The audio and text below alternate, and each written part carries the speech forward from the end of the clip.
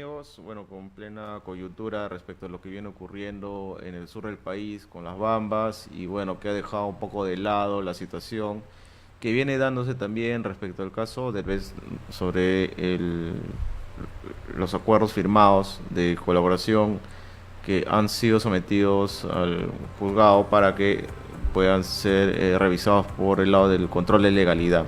El día de hoy tenemos una entrevista bastante especial con Alan Salinas, quien es sociólogo, docente universitario y además es analista político. ¿Cómo estás, Alan? Y tu saludo a los seguidores por la red. Muchas gracias, Víctor, por la invitación que me extiendes a tu programa. Y bueno, ya es varias oportunidades. Ya tuve a bien venir a HCM por la invitación que me extendieron para conversar sobre la coyuntura del país, ¿no? Bueno, Alan, conforme estamos conversando por interno, hay toda una situación, tú como sociólogo que entenderás aún más la realidad, digamos, del país, sobre todo del interior, ¿no? De lo que se vive en las provincias, sobre todo el impacto que genera la minería en las comunidades campesinas y nativas, minería, energía, petróleo, como fuera. Eh, de cómo, digamos, a veces hay sujetos que se aprovechan, ¿no? De la pobreza, de la carencia intelectual, a veces de nuestros campesinos.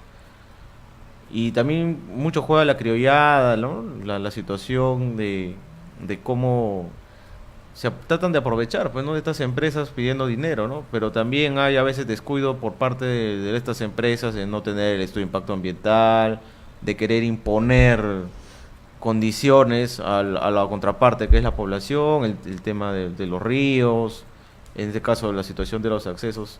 ¿Cómo analizas tú todo lo que viene ocurriendo en las Bambas? Porque a veces no se entiende muy bien y lo que se muestra generalmente en los grandes medios es como que la mina está bien y los otros son extorsionadores, pero ¿qué piensas tú que está atrás, ¿no? de todo esto? Bueno, este proceso de intensificación de la industria extractiva en las provincias del país, en este caso en lo que concierne a Purímac, ¿no? Y en especial al tema de las Bambas, tiene un trasfondo histórico. Cuando llegan primero la empresa suiza Glencore, Strata, perdón, eh, sostuvo dentro del plan o el contrato con el Estado que se iba a generar todo un mineroducto, es decir, que iba a haber una carretera eh, donde iba a haber un tren, por lo tanto, a través de esa construcción de ese mineroducto, para llevar todo lo que corresponde a los materiales de la explotación minera, en este caso cobre, ¿no? Pero este plan se ve de alguna manera interrumpida cuando la empresa china, Strata, compra las acciones de la mina, ¿no? De la mina que está básicamente en las Bambas, rompiendo todo el proceso que iba a tener este esquema minero, vía mineroducto, ¿no? Entonces, al plantearse esta situación, se genera la idea de una trocha para poder sacar a través de esa trocha, y en este caso establecer un camino sobre esa trocha, para poder sacar los minerales que la empresa china iba a explotar, ¿no? Con respecto a la mina Las Bambas. Sobre este camino hay todo un debate, ¿no? Donde se dice que el camino no tiene una legalidad nacional, sino tiene una legalidad regional y hasta local, donde involucran a las comunidades cercanas a la mina. En ese contexto es que se realizan a través del tiempo una serie de protestas sociales y conflictos alrededor de ello, ¿no? Entonces, ¿qué es lo que pasa sobre este esquema? No es que las comunidades campesinas no quieren la inversión minera. Es una de las zonas del país donde se realiza esta actividad extractiva que es prominero. Las comunidades quieren participar de la inversión, de de la explotación del cobre en este caso, ¿no? Sobre este contexto ha surgido pues toda una serie de eventualidades, ha surgido también toda una serie de demandas, ha surgido también toda una serie de incapacidad por parte del Estado para poder llevar y dar las garantías necesarias tanto a la empresa como a las comunidades sobre esta idea de la explotación minera, ¿no? Es allí donde podemos ver el problema que tiene actualmente el tema de la minería en general en el Perú, ¿no? El Estado, las garantías que brindan no son muy bien aprovechadas por parte de los gobiernos de turno. En este caso, desde Humala, desde PPK hasta Vizcarra, hemos visto que no ha habido un buen manejo del tema.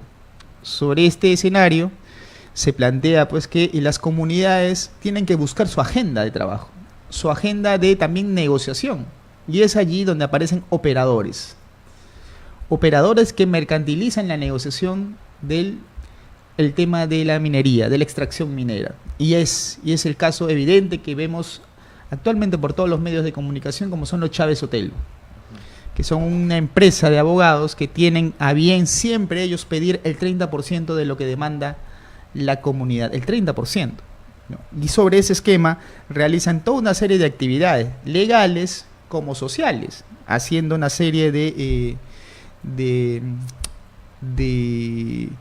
protestas, haciendo toda una serie también de cierres de caminos, entre otras cosas, que es lo que hacen estos hermanos Chávez Sotelo, ¿no?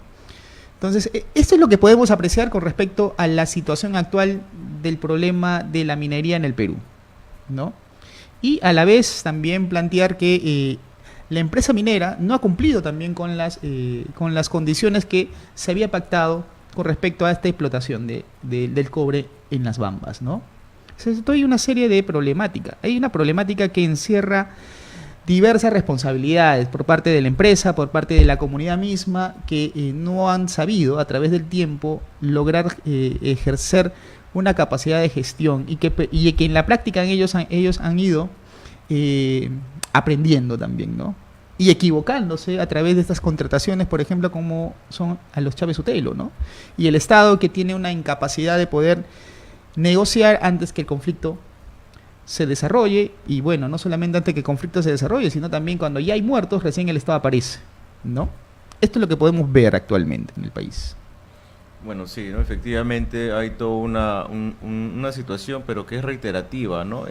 No solamente en este caso, ¿no? Sino hemos visto el tema de lo que viene ocurriendo en Tía María, lo que pasó en Tía María, lo que pasó hace no mucho en Loreto, donde no hubo mucha información, donde se ahorraron, si no me equivoco, estaban en problemas respecto al oleoducto de allá del nororiental, y lo que ha venido ocurriendo históricamente cada vez que una empresa privada, digamos, quiere invertir en estas situaciones, sobre todo en la fase de explotación, es cuando vienen los problemas, ¿no? Así es. Ahora, ¿tú crees que, más allá de lo que ya has mencionado, las comunidades tengan un derecho legítimo por respecto al tema de la compensación, por el tema de la carretera? Existe, claro está, el derecho legítimo, pero en ese derecho legítimo debería haber una mesa de negociación donde el mediador sea el Estado. Y en esta situación vemos a Vizcarra no ponerse básicamente los pantalones de gobernante, para ponerlo en términos más criollos, ¿no? Gobernar es lo que en estos momentos le está faltando al país, y desde hace mucho tiempo. ¿Qué implica gobernar? Poner en sí sobre la mesa de negociación un buen arbitraje de las demandas tanto de la comunidad y de lo que va a hacer la empresa minera generando la explotación del recurso del cobre, por ejemplo, ¿no? En ese escenario vemos a un Estado todavía precario, desde el gobierno exactamente de Ollantumala, ¿no? Que se ha generado toda esta serie. Con Ollantumala, por ejemplo, se paró el proyecto Minas Conga, ¿no? Posteriormente vimos el proyecto Tía María, y ahora con el proyecto Las Bambas lo que estamos apreciando, y son casos distintos. En el caso de Cajamarca es una situación donde los antimineros han ganado. En el caso de Tía María y en el caso de Las Bambas, la gente quiere que haya explotación minera, pero no bajo las condiciones que se está haciendo actualmente. En ese sentido, por eso es lo que yo digo, que el Estado no está perdiendo una gran oportunidad de gobernar. Y hay un trasfondo detrás de todo esto, que es básicamente quiénes son los que nos gobiernan actualmente en el Perú, ¿no? Aquí hacemos una reflexión un poco profunda de que no son personas capacitadas para hacer el ejercicio político, ¿no? Son personas que de alguna manera han llegado por una vanidad de poder, quién sabe, ¿no? Para ejercer el cargo de presidente o por casualidades, como en el caso de Vizcarra, ¿no? Vizcarra hasta el momento no está ejerciendo su rol de presidente del Perú. ¿Qué implica ser presidente? Implica gobernar, ¿no?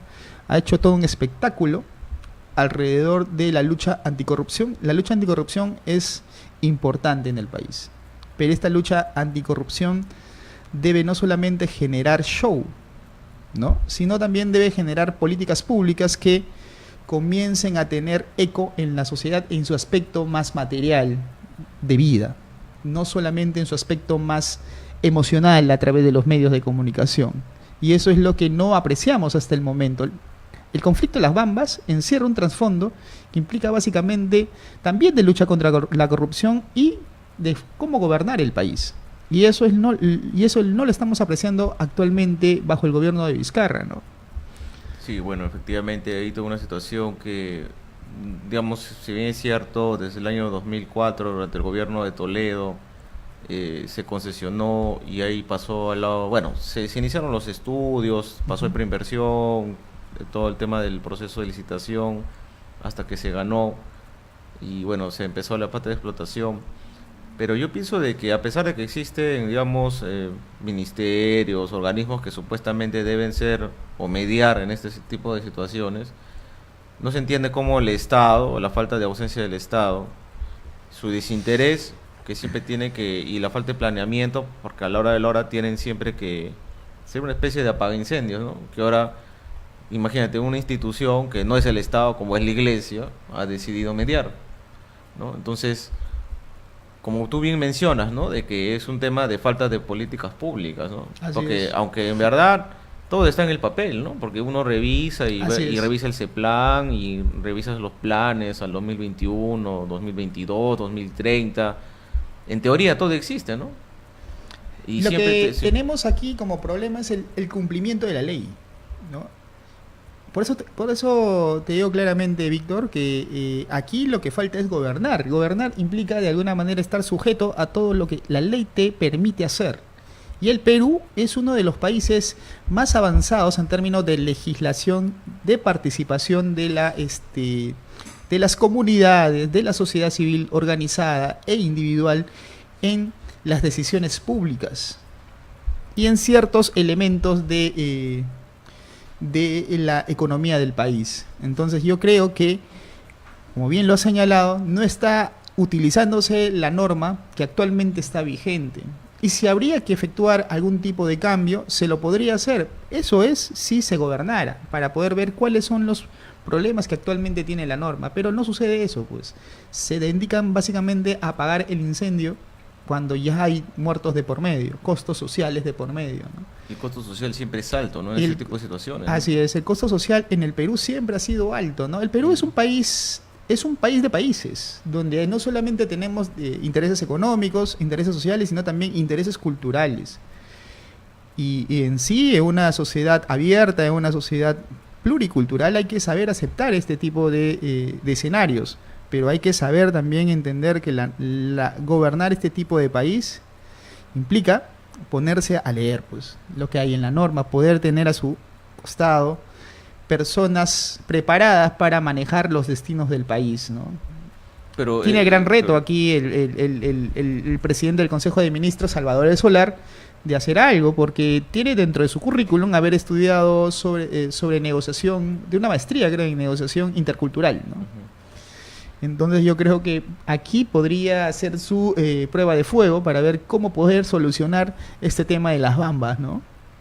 Es absurdo cómo, siendo uno de los sectores estratégicos del país, que le otorga el 20% de divisas y otorga más del 15% del Producto Bruto Interno, Ujú. digamos, no haya toda una estrategia, ¿no? Si es supuestamente uno de los motores de la economía, cómo no, yo no puedo entender cómo es que hay tanto desinterés y siempre ocurre lo mismo y lo mismo y lo mismo y siempre no salimos hay más de 200, según la PCM, hay más de 200 conflictos sobre este tema ahorita vigentes.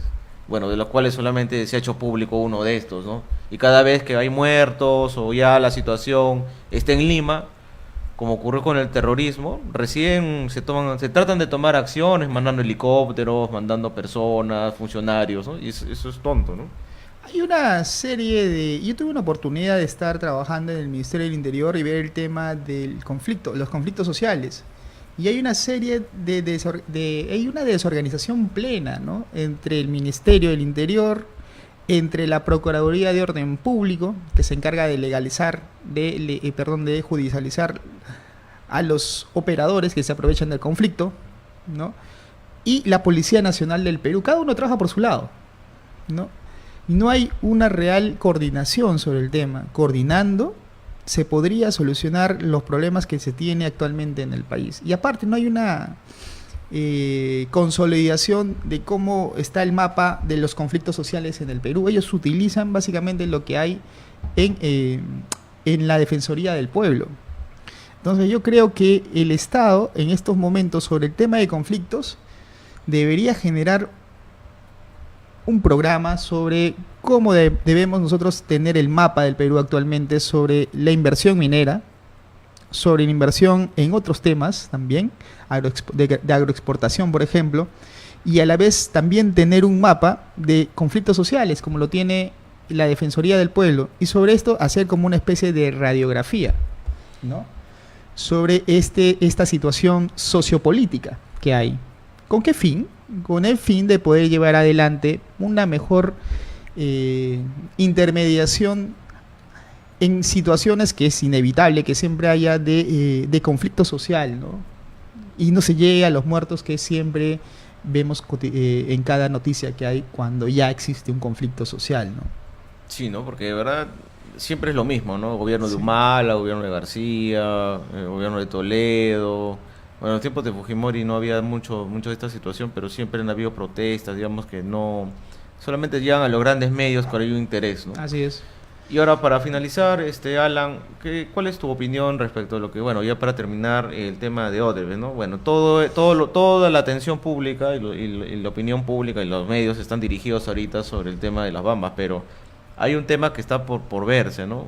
Si no me equivocaba, ahora la primera o segunda semana de abril vienen las últimas declaraciones para ver, ¿no? Los que están implicados en estos 4 proyectos y se ha sometido, son más de 140 y tantas hojas, ¿no? Más de 200 creo, no recuerdo bien, en donde va a pasar el control de legalidad, ¿no? Pero ¿tú cómo piensas? Me da la sensación de que todo se inclina por el lado de un sector, ¿no? Pero no se Así está es. tomando a todos por igual, ¿no? O sea, se está tratando de satanizar. De los 4, 2 son proyectos de gobiernos regionales. Digamos, ya bueno, hay responsabilidad penal, Acurio está en la cárcel, Álvarez también, ¿no? Y los otros 2, bueno, es uno del tema de la interoceánica y el otro sobre la línea María, que posiblemente esté Villarán o esté Castañeda, ¿no? Pero que no se está tocando, por ejemplo, a otros actores, otros que están implicados, porque acuérdate que Odebrecht viene ejecutando desde los tiempos de Fujimori y hay más de 44 proyectos, ¿no? En total, Ujú. ¿no? ¿Cuál es tu opinión sobre ello, no? Como bien lo has mencionado, Víctor, que aquí hay una parcialización de la justicia y hay una politización sobre el tema. Esta politización obviamente está direccionado a molestar a la oposición política, ¿no? Representada en el Fujimorismo y en el APRA, ¿no? De que ambos tengan sus errores, los tienen. Es normal porque somos humanos y los humanos cometemos de alguna manera ciertos tipos de errores en el proceso de la gobernabilidad del país. Pero eso no implica arrinconar. Y este arrinconamiento genera básicamente tintes de carácter autoritario. ¿A qué me refiero con esto? a que si bien un gobierno, en ciencia política se llama, si bien un gobierno puede tener un régimen democrático, eso no implica que no deje de haber en el presidente estilos autoritarios de gobernar, que influye en el régimen democrático negativamente. Y eso es lo que podemos claramente ver en el país a través de este tipo de uso político de la fiscalía en estos momentos, ¿no? A través de este grupo liderado por Rafael Vela, ¿no? Y Domingo Pérez, que viene básicamente judicializando esta oposición política. ¿Por qué no judicializar como se hace con tanta vehemencia con el caso de la interoceánica, con el caso de la línea amarilla, por ejemplo, ¿no? Sería más acorde para la salud democrática del país, porque lo que se trata de hacer es básicamente generar, a través de la presentación de los medios de comunicación que hacen un eco de la gran prensa, ¿no? De un eco de lo que el gobierno quiere, ¿no? Entonces, y también tienes un trasfondo, ¿no? Que es básicamente la ley que al final todos los medios grandes apoyaron, como es la ley del financiamiento público a los medios de comunicaciones privados, ¿no? Entonces, si te das cuenta, el rompecabezas se va armando para este show, ¿no? Porque actualmente vivimos un show o un reality show de la judicialización de la política, generando en la gente, obviamente, la reacción que vemos sobre esta oposición política que tenemos, con sus errores y todo, de alguna manera están ahí, han logrado generar cierto tipo de aceptación popular, pero que se debe de alguna manera, a través, por el bien de la gobernabilidad del país, tratar de llegar a un acuerdo por la salud democrática del país. ¿Por qué te digo esto, Víctor? Porque crecemos actualmente, y eso, 4%. Tenemos proyectado hay que ser 4%. Con un 4% del PBI, de crecimiento económico, perdón, no se logra de alguna manera generar, reducir la pobreza del país, reducir la anemia. Es más, subió la pobreza, subió la anemia, y esas son las consecuencias prácticamente de no gobernar. El año de pasado, lo que yo te decía, ¿no? Sobre pasado, esta idea de gobernar, ¿no? Perdón, el año pasado el Perú obtuvo ahorita más de 4 millones, ¿no? de pobres, ¿no? O sea, Perú después de 36 años volvió a tener pobres. Así es, claro. Sí. Y eso es evidente, claro está, al despilfarro que se inició, a la burocracia dorada que se inició durante el gobierno de Humala, ¿no? Y eso hemos venido recién a apreciar durante ya el gobierno de Pedro Pablo, finales de gobierno de Pedro Pablo Kuczynski, que antes que renuncie, hasta cuando ya Vizcarra asume el poder y comienza a hacer todo este especie de show político sobre la justicia en el país.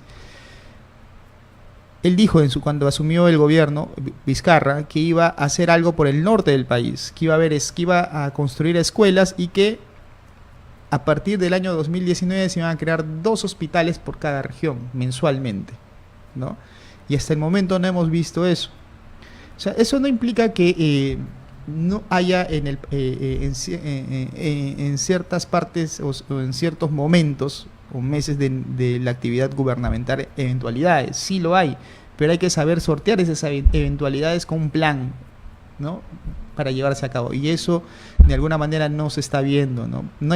Muchos analistas han coincidido que no tiene un norte fijo actualmente el gobierno, y que reacciona en función a la coyuntura del país. La coyuntura, cuando Vizcarra asume el gobierno, fue de una oposición firme a la corrupción por el tema Odebrecht. Él olió bien este tema, surfió sobre esta aceptación popular a raíz de la lucha contra la corrupción en ese momento, entre comillas, ¿no? También porque tiene un involucramiento él sobre este tema de recibir dinero oscuro, sucio, de parte de Odebrecht.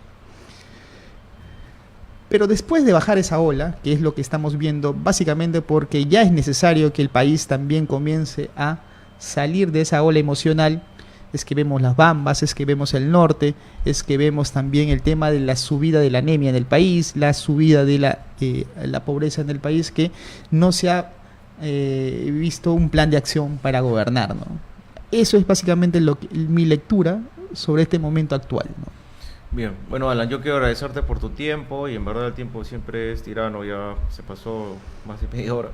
Quiero agradecerte por tu tiempo y bueno, por algunos matices que nos has dado, ¿no? Esperando que siempre se llegue una solución acorde y en verdad ya casi 200 años y en verdad yo cada vez que leo algo de historia o puedo revisar videos sobre temas del pasado, siempre es reiterativo, ¿no? La situación sería cómo cambiar esta realidad, ¿no? Que es un tema cultural y que va más allá de las reformas, ¿no? Que se han planteado. Existe a través del tiempo han existido gobiernos que que han logrado generar ello, ¿no?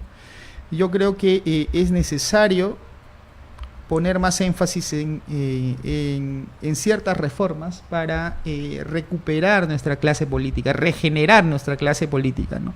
Y acercarnos a la gente. Eso actualmente es lo que está faltando, ¿no? Y se podría hacer, se podría llegar. Yo soy siempre un entusiasta o un optimista moderado de la condición humana, ¿no?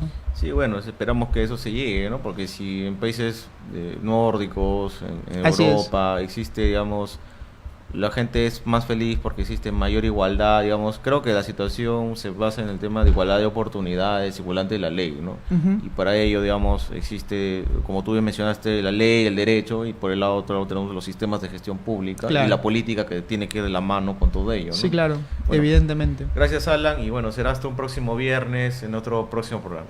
Gracias, buenas tardes. Gracias a ti, Víctor.